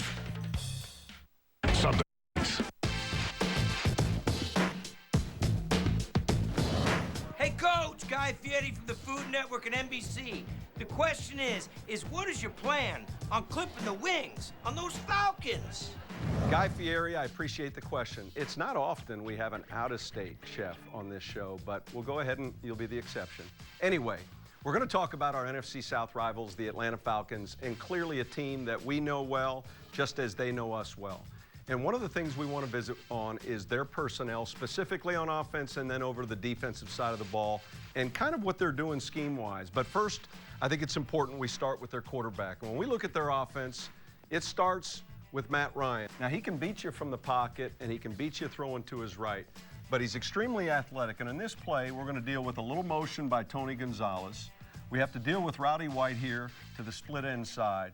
But watch as both backs go to the right, and this quarterback does a great job on the move to his left, finding this deep over route. That's not an easy throw, especially for any quarterback with any type of pressure, but he's someone who I think is very athletic, not only in the pocket, but outside the pocket. Let's take a peek at this naked play, as we would call it. They do a great job with the play fake here. He sells it, and then watch him get his feet and hips around. He's in position to throw the over route. The receiver makes a big play for him. Now let's shift gears a little bit to their defense. And when you look at this front, the first person you think about, all right, is their defensive end, Jonathan Abraham. He's involved in a lot of speed rush, and he's also involved in what we call weak TEs. So let's look at the end zone and talk about what a TE is. It's a simple twist used by the defensive line to put your guard and center off on different levels. So they'll come hard with this tackle, and he'll try to pick the left offensive tackle, and you'll watch Abraham here take a little baby step and then come around in this gap. So it's a little in and a little out, all right, by the defensive lineman. Watch how it catches the offensive line of the Cardinals off balance, and it puts them at levels. So it's hard with that penetration, and in this case, the tackle comes clean. So defensively, we're going to see the pressure looks. We're going to see the rush from Abraham and his fellow defensive linemen. All right, and for our defense, we're going to see a real good quarterback that does a great job of play faking and throwing it to his weapons down the field, along with a great running game. Those are two key elements in this week's Payton's plan. Coach, it's the first division game of the season. You guys are bringing this one back home to Saints fans. I feel pretty confident that the Dome is going to be rocking come game time. Yeah, I think so too, and this is the first time in a while that we played at 12 noon. I mean, we'd have to go back when you look at all the postseason games last year, the opening game Thursday night. So we expect everyone to get their rest Saturday night and be ready to go on Sunday. All right, guys, you hear that from Coach. Rest up for that game, and we'll see you next time. We'll see you in the Dome. A couple of them got better feet than some of y'all do. Watch Breeze.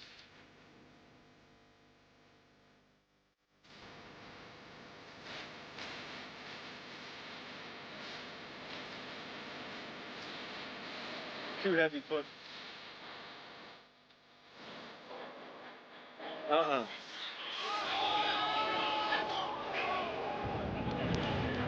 It was a bad experiment.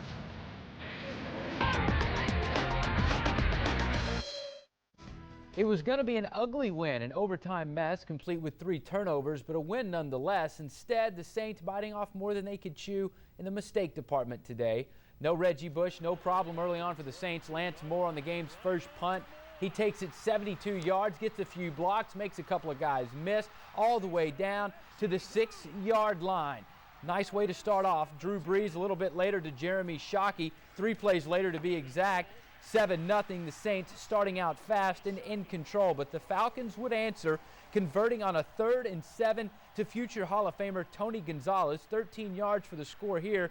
He burned the Saints all afternoon. They had no way of slowing him down. We've seen this play before, the flea flicker, but not necessarily this result. Drew Brees picked off. First turnover of the season for the Saints. First interception for Drew Brees in his last 242 attempts. The turnover essentially works as a punt. The Saints get the ball back. Brees, who else? To Lance Moore. 80 yards on the blown coverage, 14-7. Saints on top. Another Atlanta punt, another drive by the Saints, but Brees on third down, pressured and channeling his inner Aaron Brooks on that play. The awful decision, killing a drive, opening the floodgates. 19 plays, 10 minutes and 38 seconds later, Atlanta scores and ties it up 14-all at halftime, third quarter. Another drive for the Saints ending in a turnover. Chris Ivory fumbles. Atlanta football, another blown opportunity for the black and gold. The Falcons would capitalize. They're up 3, but Brees and the offense respond. Lance Moore, 6 catches, 149 yards, 2 touchdowns. Huge day for him. 21-17, Saints back on top, but here comes Atlanta. Another long drive. Roddy White beating Jabari Greer and Michael Jenkins, 22 yards. Dirty Birds up 3. Late in the fourth, the Saints hold, and Garrett Hartley ties up the game with a 32-yard field goal. 24-all. We're headed to overtime. The Falcons would win the toss. Third down, Will Smith getting the sack. All appears right in the Superdome. Down to the 11, the Saints get it, but Garrett Hartley with a chance to win it shanks it. The 29-yarder, no good. Atlanta takes over at the 20-yard line. The defense worn down by this point. The Falcons line up for the 41-yarder. It's blocked, right? No. Sean Payton trying to ice the kicker, so they do it again. Then there's a false start penalty. So let's move it 5 yards back. Matt Bryan, ice in his veins. He drills the 46-yarder, and that ends the ball game. 27-24. The Falcons get the win. Drew Brees throws for 365 yards, 3 scores, but the 2 picks weighing heavy. Lance Moore, his biggest day as a pro, and he believes this loss can lead to bigger and better things for the Saints. This loss will definitely be good for us.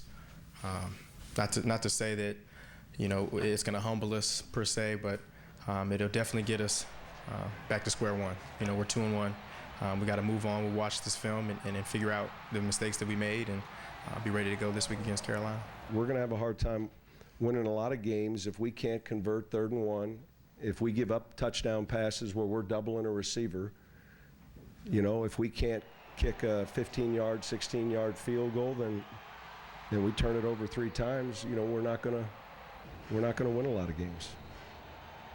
Garrett Hartley's overtime miss, the final straw perhaps in Sean Payton's extended leash with his young kicker. Multiple reports saying the team will bring in John Carney for a tryout Monday. Carney bridged the gap, you'll recall, for the Saints last season after Hartley was suspended to start the season. Hartley's second on the Saints' all-time scoring list. This is the last word on sports. 4th down on 4 starts now. Welcome into the show. Well, back on a normal schedule, away from the spotlight of prime time, the Saints' Super Bowl high leveled off a bit this afternoon. After all, what goes up must eventually come down.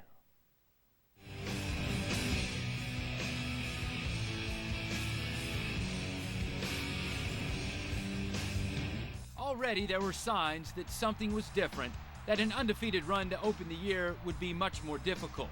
There was never doubt, but the Houdat casualties through 2 weeks were more of the chewed fingernail variety than of the worn-out vocal cords.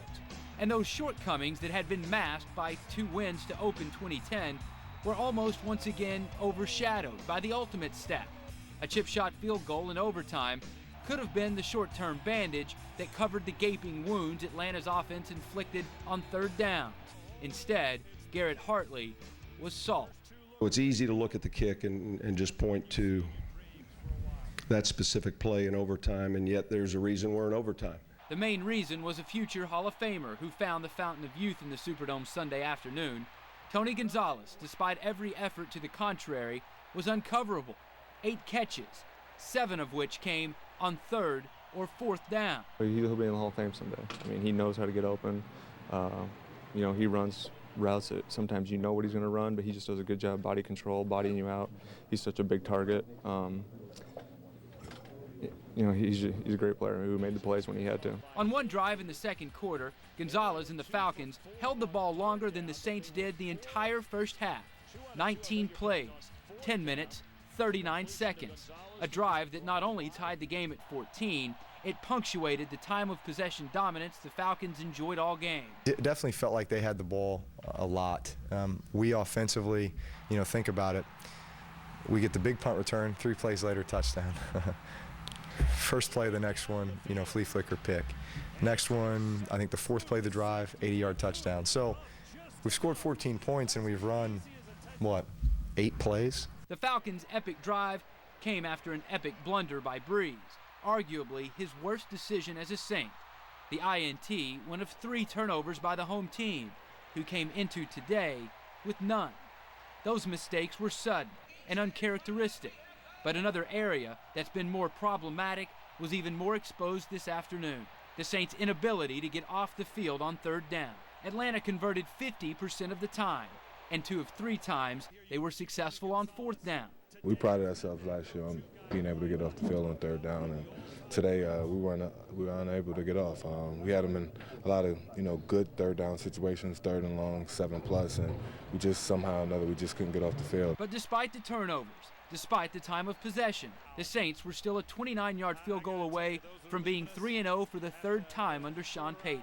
They expect me to go out there and do my job, and tonight on the 2nd kick, I didn't, bottom line. Hartley answered every question after the game, and Drew Brees reiterated the faith he has in the same guy who missed a last-second field goal a year ago against Tampa Bay, only to go on and make every kick thereafter, including 1 to send the Saints to the Super Bowl, and 3 more in the biggest game in the franchise's history. A head coach's confidence in his kicker, meanwhile, is measured not so much by words, but by his roster spot. We're not going to talk about personnel right now. I mean, that. I just don't. I think it's a fair question, but listen. Last week he played well. He pulled this kick, and certainly he's got to play better than that. Multiple reports today saying the Saints will bring in John Carney for a workout tomorrow. Sean Payton knows what he has there. Carney is 2nd on the Saints' all-time scoring list, filled in admirably during their Super Bowl run a year ago. Some other available legs out there are another former Saint, Taylor Melhoff. He's kicking in the UFL. Shane Graham, Chris Brown, both NFL veterans, and guys not on a current active roster right now. And how about Sean Sweesum, the former Redskins kicker? He missed a chip shot in D.C. last season to help give the Saints life in overtime. Wide receiver Lance Moore had the best hands in all of training camp, but they hadn't been put to good use so far this season until today. Juan Kincaid has more on Moore.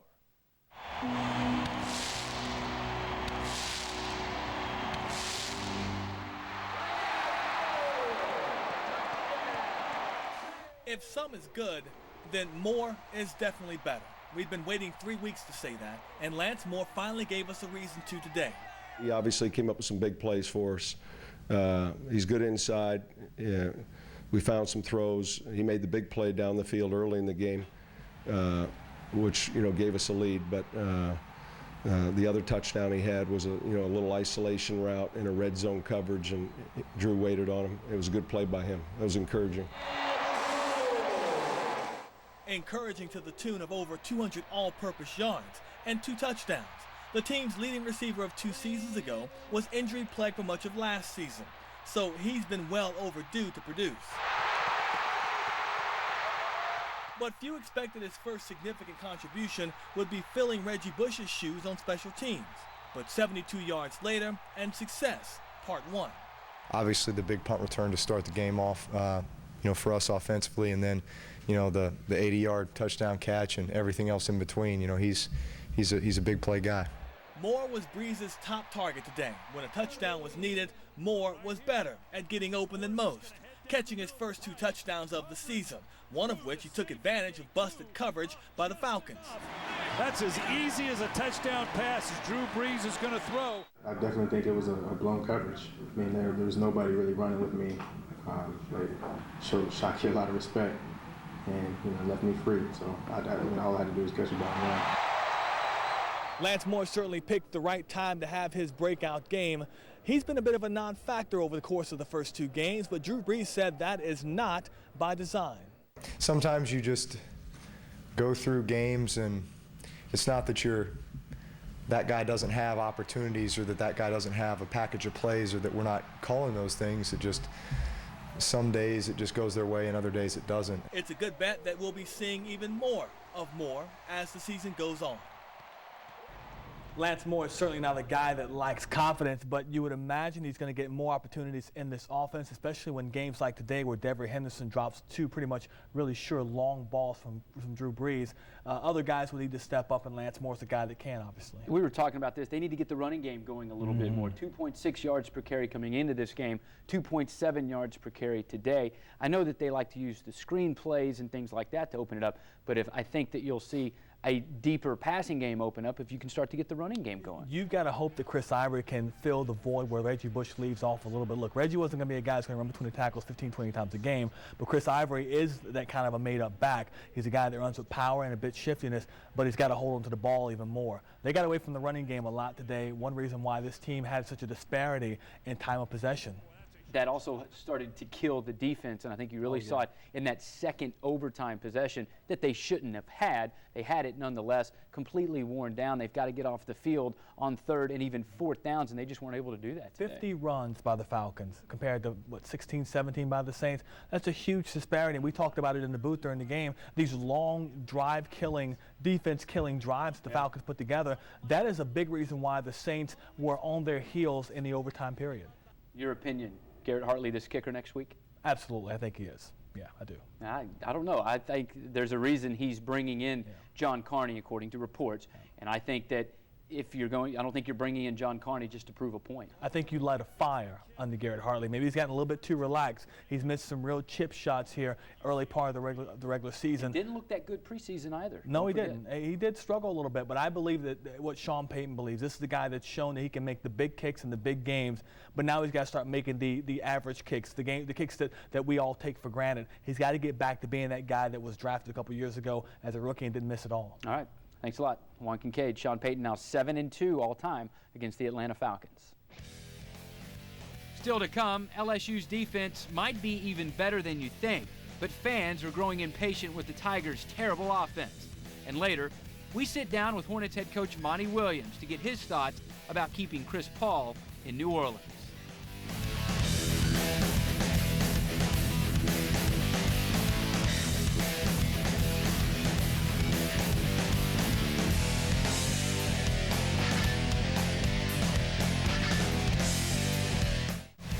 This week's Saints Spotlight has been sponsored by Mercedes-Benz. What is performance? 0 to 60 or 60 to 0? Is performance about the joy of driving or the importance of surviving? To us, performance is not about doing one thing well. It is about doing everything well. Because in the end, everything matters. The best or nothing. That is what drives us. See your authorized Mercedes-Benz dealer for exceptional offers on the C-Class. New Orleans. Get inspired by the story telling how Drew Brees, his team, and his city returned from disaster in Drew Brees' book, Coming Back Stronger. In stores now. Visit ComingBackStronger.com. The 2011 Toyota truck models are on the way to your local dealer. The 2010 Toyota truck clearance event is officially on. Take advantage of model year-end clearance deals on Tundras, Tacomas, Crewmax, double cabs, and more. Save big now during the 2010 Toyota truck clearance event. Get $3,000 cash on all 2010 Tundras, or choose 0 for 60 and save over $6,200. Or pocket $1,000 cash on 2010 Tacoma regular or access cabs. Head to your Toyota dealer or visit buyatoyota.com. Every day across St. Charles Parish, people are living united. They're investing their money, time, and voice to create lasting change in their community. United Way of St. Charles supports their efforts by providing funding and resources to over 29 agencies and programs in St. Charles Parish. We focus on the areas of education, income, and health. These are the building blocks to a better quality of life. When we make our community a better place, we all win. Log on for more information or to learn how to start a campaign. Hi, I'm Joe Paternostro. Ray Brand Collision Center opened in 1987 with 5 locations. Our techs are ICAR certified and use the latest technology. Let your insurance company know you want Ray Brand Collision Center to fill all your collision repair needs.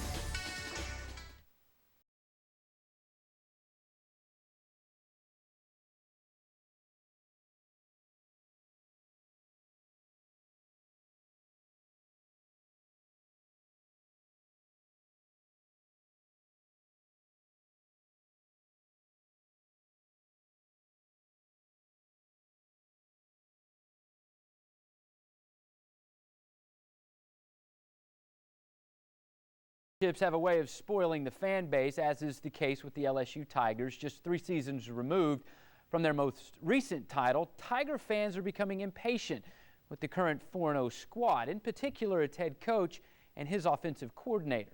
Juan Kincaid has more following last night's win against West Virginia.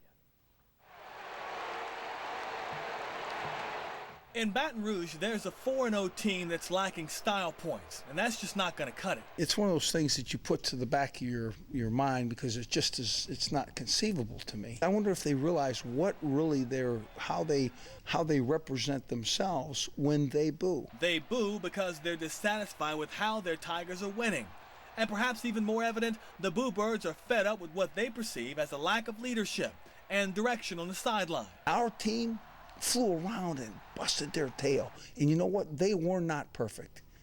But to think that somebody could boo, great effort, are you kidding me? Doesn't make any sense.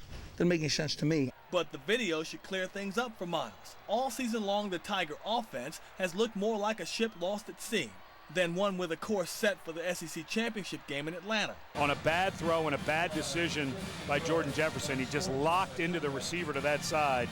The quarterback is supposed to be an extension of its head coach, and in terms of direction, Jordan Jefferson is certainly that, because at times he looks as confused as his head coach, Les Miles. Easy throws that I should have made and I've been making throughout the whole week, and I just need to make those. Back-to-back games, sub-100-yard throwing games for Jefferson, and it's been the same reaction from Miles. Our quarterback play's got to get better. It's just that simple. At the end of the day, how much of the blame for Jefferson's struggles need to fall on the head coach? It's plain to see that the scheme that Miles and offensive coordinator Gary Croton want to employ doesn't fit the skill set that Jefferson brings to the huddle. The coaches want to run the option. They want to play the short game. They want to pound the rock. The latter they can do effectively if the former pair are achieved. And therein lies the problem. Far too often, options 1 and 2 aren't happening. I've been playing football for over 10 years. You know, I've been making those plays, you know, ever since I've been playing football, and you know, it just happened. I just didn't make it, and you know, the good thing about the situation, we won the game. Jefferson's struggles have been well documented this season, but even Miles recognized that all the problems aren't on his quarterback. He believes that his receivers need to do their job a little bit better. We got to catch some balls in key spots, and I think that we really haven't seen, you know, how well we throw the football yet. You know, I got to be real honest with you. I'm disappointed in how we threw it because our practice week was really pretty good. You know, we're improving, and I want to take that to the field. That's more than anything. I want to take that to the field. I'm Juan Kincaid, 4th down on 4. Although they had trouble closing out games early on, the Tiger defense this season has been as opportunistic as through 4 games as the renowned 2003 defense that helped win a national title. Same number of turnovers, though this year's club giving up a few more points a game. The biggest difference, nearly a 15-point differential in offensive production. A near fatal car crash over the summer nearly ended Chad Jones's dreams of playing in the NFL. But 3 months later, and Jones is already talking about making the most of his second chance. Juan Kincaid sat down with the former Tiger in this 4th down on 4 exclusive. I basically remember everything that happened. Every time I look at it, the whole thing just rehearses in my head. Sunrise on June 25th, a nightmare of a morning for Chad Jones. The car wrapped around the pole, and the pole didn't move, and it just smashed down on my leg. And eventually, the axle of the car snapped, and it shot straight up my leg, and that's what really messed me up. His SUV totaled with him in the driver's seat, conscious yet badly injured. The axle snapped in half, ran straight through my heel, then it shot up and broke my tib and my fib bones, and it shot out on both sides. His injuries so severe that for the next 10 hours, Jones was on an operating table, fighting for his life. It's a fight he would eventually win. It wasn't my turn to leave yet, you know. God put me on this earth for a reason, and it wasn't time to leave, so I just got to figure out what that is. And now he knows. 2-year-old Chad Jones Jr., destined to follow in his dad's footsteps. He's certainly got his dad's moves down. Touchdown, Chad Jones. Do your touchdown dance. Do your touch. You stand tall. You got you. But before Jones can do his own touchdown dance again, he must first learn how to walk again. Twice a week, he undergoes therapy. The scars from his accident, clearly visible, serve as a reminder of what he's trying to overcome with every movement. His swelling has dropped about 75%. We've seen his swelling drop from that point. So he's come a long way in a matter of, he's been with us. He started about really a month, probably a month. Yeah, about August 4th he started with us. He's come a long way. Just step through. His steps, albeit small, are in the right direction. The goal is for Jones to be jogging by mid-December and sprinting into August. There you go. Good, Chad. Try to step through. Which is amazing when you consider his injuries almost cost him his left leg. Me not being able to walk again, me not being able to run again, but now the tables have turned. So much so that Jones believes his once promising NFL career has promised once again. I have no doubt in my mind that I will play football again. You know, I surround myself with positive people. My girlfriend, even my son, you know, he believes I'm gonna play football again. My parents, family, friends, you know, I just surround myself with positive people because I'm a positive person, and that's how I think. And his biggest fan, game face and all, couldn't agree more. I'm Juan Kincaid, 4th down on 4. Still ahead, we go one-on-one with Monty Williams, why he expects a big season from David West. Stay with us.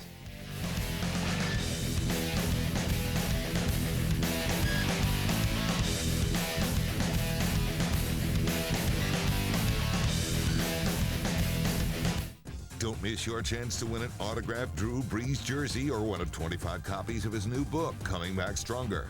Grab your cell phone and text 4BREEZE to 21321. For more information, visit WWLTV.com today. The 4Kids Foundation has been helping kids through golf since 1958. Their annual tournaments and golf galas have provided millions of dollars to local children's charities. Visit 4kidsfoundation.com. In the spirit of community, from Channel 4. I'm John McElmott. The best way to see how something works is to take it apart. Every Nissan endures over 5,000 quality tests. These engines give you up to 34 mpg. Standard safety features, years ahead of others. Right now, get $2,000 back on Altima or 0% financing on Sentra. Innovation for quality, innovation for all. Visit ChooseNissan.com or your local Nissan dealer. When I injured my back, I could no longer do hair. If you're sick or injured and can't work, you may be entitled to Social Security benefits too. You should apply for disability benefits as soon as you become disabled. If you are denied, you have a right to appeal, but you must do so quickly. You have only 60 days. Let an experienced attorney represent you through this complicated process. Call the law offices of Matt Greenbaum today. People in New Orleans have been cheering for our boys in black and gold for a long time, and they've been shopping at Crescent Ford for even longer. That's because Crescent Ford has been a New Orleans tradition since 1965. In fact, Crescent Ford is the only family-owned Ford dealership that can say we've been here longer than the boys in black and gold. At Crescent, our lots are as full as the Dome on Sundays with our starting lineup of work trucks, crossovers, SUVs, and pickups. And you're always sure to score a touchdown with the money you save at Crescent Ford on Jefferson Highway in Harahan. The Hornets open training camp on Tuesday, and new head man Monty Williams can't wait. Since he's been here, he's been through a new GM, ownership uncertainty, and the Chris Paul situation. We sat down with the rookie head coach earlier this week. Does it feel like you've been on the job longer than just 4 months? No and yes. You know, I feel like I've done some things or had to deal with some things that I hadn't planned on dealing with this quickly, but I signed up for everything, and so to me, not having an easy road or having a boring summer was something I was looking forward to. I thought it'd be a lot less exciting as far as the transactions and all the speculation and media stuff, but to me, it's part of the job, and I can't wait to get to training camp so we can just play basketball and get a normal schedule. What do you think you learned the most out of that whole Chris Paul situation?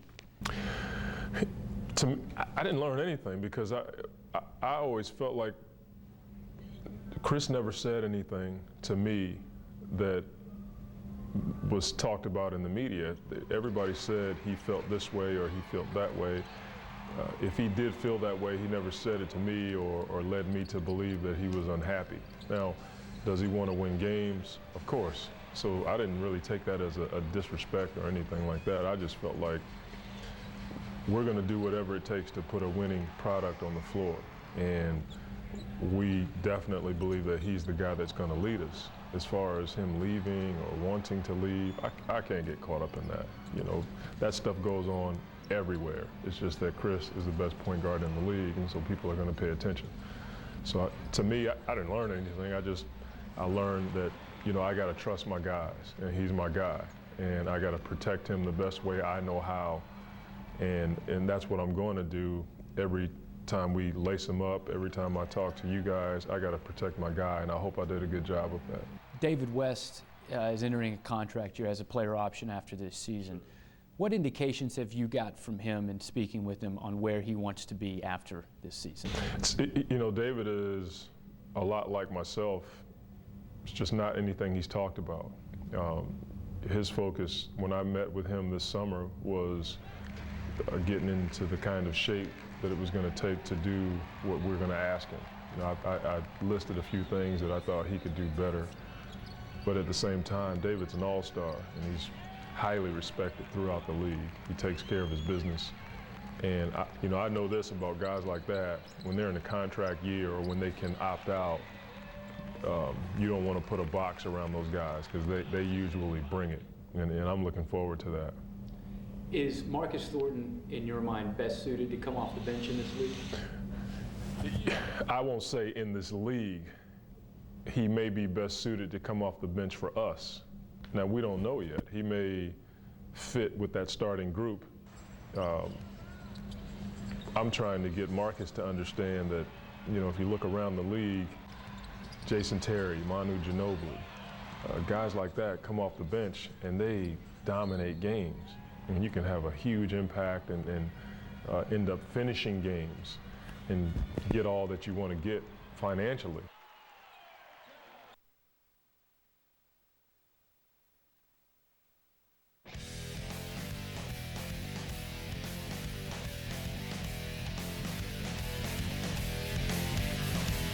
Now's your chance to be in that number, 2.99%. That's right, it's championship financing from Jefferson Financial with auto loans starting at 2.99 APR. For more information, call 504-348-2424 or log on to jeffersonfinancial.org. Toyota, still the one. The #1 selling car brand for 2010. The one when it comes to value, and the one when it comes to quality. With 80% of Toyotas made in the last 20 years still on the road today. Toyota, still the one. Get 0 for 60 on a new 2011 Camry, or choose 0 for 36 on a new 2010 RAV4 or Prius, or lease Camry, Prius, or RAV4 for $199 a month. See your Toyota dealer today, or visit buyatoyota.com. Life is not a video game. There are no extra guys, no free money, and there are no do-overs. If you hit a car or suffer from lead-foot syndrome and you drive without insurance, the cops may cuff you, tow you, and take your license away. Fine you too. Proof of insurance now, tough guy. Safe Auto, for the win. We keep you legal for less. You gotta have coverage. You want to save money. Do both at 1-800-SAFE-AUTO or safeauto.com. Safe Auto. Be prepared for the hurricane season with the Pinpoint Hurricane Guide. Stop in any Speedy Oil Change and Tune-Up to pick up your guide, complete with a tracking map, important emergency numbers, helpful tips, and much more. From Speedy Oil Change and Tune-Up and Channel 4. Day in and day out, the people of Speedy Oil Change and Tune-Up work hard to keep New Orleans moving. At Speedy, we save you time and money. Visit SpeedyOil.com for valuable money-saving coupons. At Speedy, we fix it right away. The latest Sesame Street live show is coming to a stage near you. Your whole family won't want to miss 1, 2, 3 Imagine with Elmo and Friends. Playing at the New Orleans Arena October 20th through 23rd. Tickets on sale at the box office and through Ticketmaster. We appreciate you staying up late with us tonight. For Juan Kincaid and everyone else who makes this show work, thanks for watching. Have a great week. We'll see you next Sunday on 4th Down.